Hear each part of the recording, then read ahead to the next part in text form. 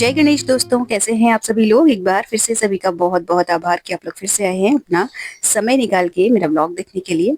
चलिए शुरू कर लेते हैं आज का वीडियो। तो अब रूटीन थोड़ा सा ट्रैक पे आ गया है और वॉक जो है वापस से शुरू हो गई है। थोड़ा सा मौसम चेंज हो गया है, ठंड हो गई है अब। तो थोड़ा सा फुल स्लीव्स के टी शर्ट पहन के जाती हूँ क्योंकि अभी जस्ट थोड़ा टाइम पहले ही तबीयत सही होके चुकी है और अब पंगा नहीं ले सकते क्योंकि त्योहार सिर पे है। तो अब मैं किसी और को नहीं देखती किसी ने क्या पहना है क्या नहीं पहना है, मैं अपना फुल स्लीव्स की शर्ट टी शर्ट पहन के ही जाती हूँ। तो अभी जो है वापस घूम के आके चाय चढ़ाई है और थोड़ा सा मेरा गला अभी भी ठीक नहीं हुआ है, खांसी है अभी हल्की हल्की। तो सुबह मैं फ्रूट्स खा के नहीं जा रही हूँ, बस ड्राई फ्रूट खा के चली जाती हूँ। और आके नाश्ते के साथ जैसे करते ही हैं नॉर्मली सलाद वगैरह, तो वही लेती हूँ जिससे कि थोड़ा सा ठंड सुबह सुबह वाली जो लगती है उससे बच जाऊं। अच्छा, जो ये जो अपना लंच है इसमें कढ़ी बनेगी और तो उसका जो अपना क्या नाम कहते हैं बैटर है वो रेडी कर ले रही हूँ।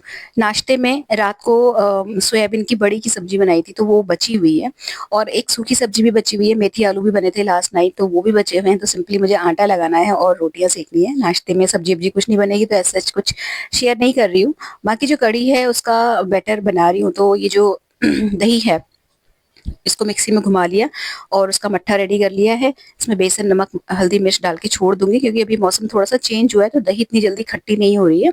हालांकि मैंने रात को जमाई थी फिर भी मतलब जैसे कढ़ी हम लोगों के घर में बहुत अच्छी खासी खट्टी खाई जाती है, उतनी खट्टी दही नहीं हो रही थी। तो मैं अभी जैसे इसमें नमक डाल के छोड़ देती हूँ ना तो आधे घंटे बाद पौन घंटे बाद जो दही है वो थोड़ा सा खट्टा हो जाता है नमक डाल के रखने से छोड़ने से। तो बस ये रहेगा कि बेसन भी भीग जाएगा, हल्की सी जो खटास है वो भी आ जाएगी।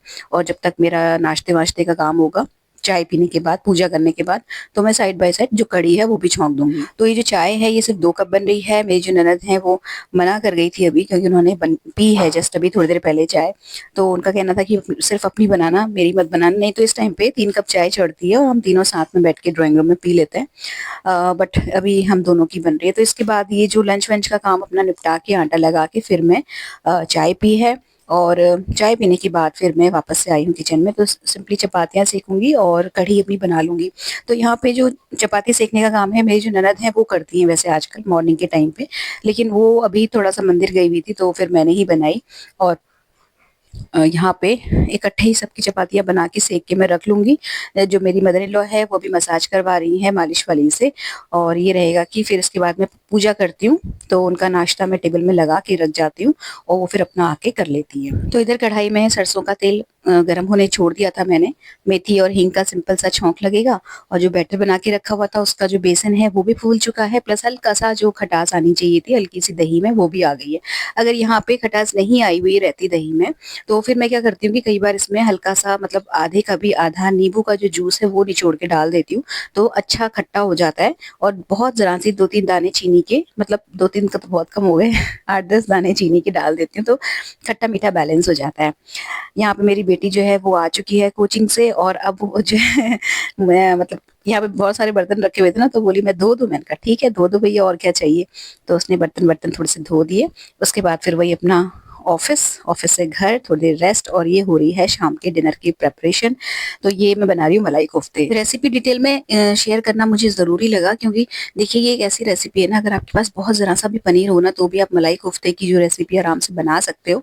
और सबसे बड़ी चीज़ है कि देखिए जो रेसिपी है जो डिश बनेगी वो अपने आप में एक बहुत अच्छी रिच और कंप्लीट डिश है। जैसे मेहमान आ जाते हैं और कई बार पनीर हमारे पास इतना ज़्यादा नहीं होता है या हमारे पास मार्केट से पनीर मंगाने का ऑप्शन नहीं रहता है तो आप घर का दूध फाड़ के बना सकते हैं। और ये इसमें जितना भी पनीर यूज हुआ है फ्रेंड्स मैं आपको बताऊं, मैंने सिर्फ मेरे ख्याल से 1.25 लीटर या आधा लीटर के अराउंड जो दूध था वो फाड़ के पनीर बनाया था।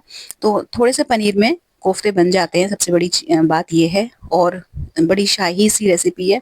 तो जैसे नॉर्मल शाही पनीर या मटर पनीर बना के आप थक गए हो लोगों को खिला के तो ये आप ट्राई कर सकते हो। मैं खुद जो है काफी टाइम के बाद ऑलमोस्ट 1 से 1.5 साल के बाद बना रही हूँ। और तो जब बना रही थी ना तो मैंने तभी सोच लिया था कि अच्छे से इसकी जो रेसिपी है वो शूट कर लूंगी।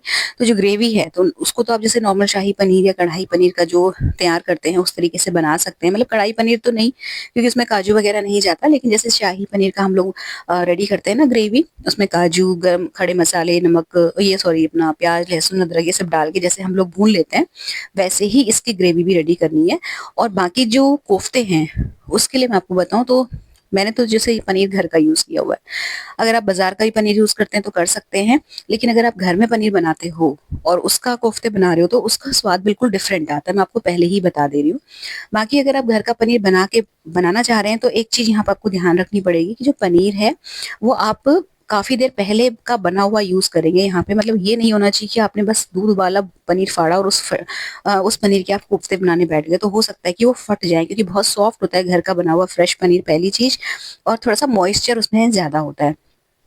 मैंने जो ये पनीर है ये वैसे लास्ट इवनिंग को निकाल के रख लिया था। मेरा इरादा बनाने का था नहीं वैसे, ये जो मलाई कोफ्ते हैं एक्चुअली सुबह के लिए नाश्ते के लिए मैंने फाड़ के रखा हुआ था सैंडविच वगैरह के लिए, बट फिर सुबह के लिए सब्जी ज़्यादा बच गई तो ये पनीर बना हुआ रखा रह गया। तो ये आप कह सकते हो कि अभी तो ये 1 दिन पुराना हो गया है, लेकिन अगर आप 4-5 घंटे पुराना भी पनीर फ्रिज में रखा हुआ यूज़ करेंगे ना घर का बना हुआ, तो भी चलेगा। तो यहाँ पे बस मैंने वो जो पनीर लिया था उसको ग्रेट कर लिया है और सेम उसी ग्रेटर से 2 उबले हुए मीडियम साइज़ के जो आलू हैं, वो ग्रेट कर लिए हैं।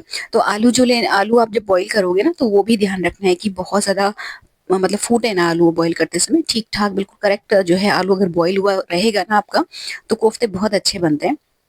अच्छा, मैं बहुत दिन के बाद बना रही हूँ ना, तो मैं थोड़ा-सा रिस्क नहीं लेना चाह रही थी, तो मैंने बाद में इसमें 1 टेबलस्पून नहीं 2 टेबलस्पून के अराउंड मैंने इसमें मैदा ऐड की है। मैदा को आप फ्लोर से भी रिप्लेस कर सकते हो। तो मैंने जस्ट इसलिए मैदा ऐड की क्योंकि मैं चाह रही थी कि कोफ्ते जो हैं फूटे नहीं, ठीक-ठाक बन जाएँ क्योंकि बहुत दिन के बाद बना रही थी।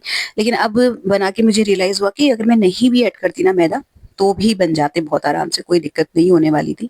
तो आप मैदा स्किप कर सकते हैं, बस 2 चीज़ का ध्यान रखना है आपने कि जो आलू हैं वो ठीक-ठाक बॉयल हुए होने चाहिए, बहुत ज़्यादा ओवर कुक्ड नहीं होने चाहिए आलू, और जो पनीर है वो भी बिल्कुल फ्रेश ना हो, घर में फाड़ा है तो रखा हुआ हो फ्रिज का 3-4 घंटे का।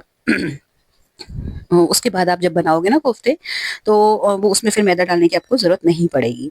अब ये जो मिश्रण है इसमें वैसे डालने को आप हरी मिर्च, अदरक डालेंगे तो और भी अच्छा बनेगा, लेकिन मुझे मेरी बेटी के हिसाब से बनाना है और वो हरी मिर्च तीखा-तीखा थोड़ा कम खाती है, तो मैंने यहाँ पे सिर्फ़ हल्का-सा नमक ऐड किया है। बाकी आप फ्लेवर अपने हिसाब से कम-ज़्यादा कर सकते हैं।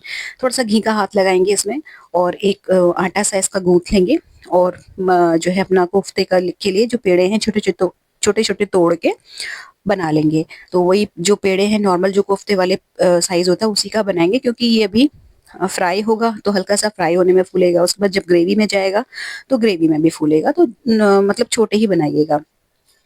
और ये देखिए बिल्कुल चिपकता नहीं है हाथ में। बिन मैदे के भी आप बनाओगे ना तो बहुत अच्छे बनेंगे।